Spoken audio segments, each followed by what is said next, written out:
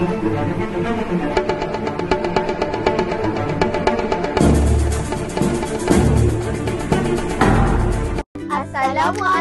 dan salam sejahtera. Pada hari ini, kami berada di Karangkraf. Kejap. Sebelum kita mulakan video ini, apa kata kita mendalami tentang sejarah penubuhan Karangkraf?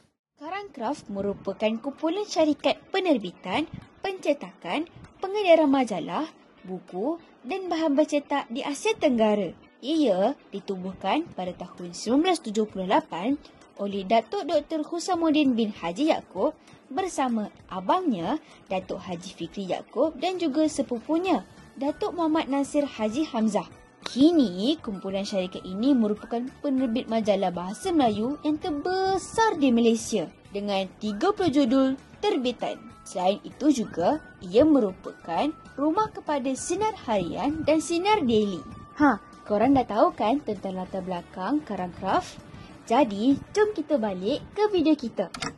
Kami akan menunjukkan beberapa aktiviti yang kami lakukan di sini. Jom!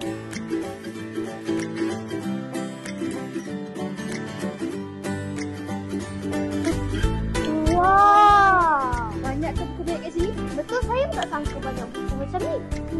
Jom kita tengok apa yang berada. Jom! Setiap kali Karangkraf mengeluarkan buku baharu, dia akan dipamerkan di rak paling bahagian. Contohnya, di sini kita boleh melihat surah Yasin yang ditulis oleh Fasrul Ismail. Di sini juga mulakan buku-buku Nabi yang seram yang akan naik ke bulu Roma. Contohnya, Bidan Siam yang ditulis oleh Nur Fadzila. Seram kan? Tapi jangan risau. Di sini juga menawarkan banyak buku kanak-kanak seperti Sirah Nabi Muhammad tahun Duka Cita. Takkan tu je. Ada lagi.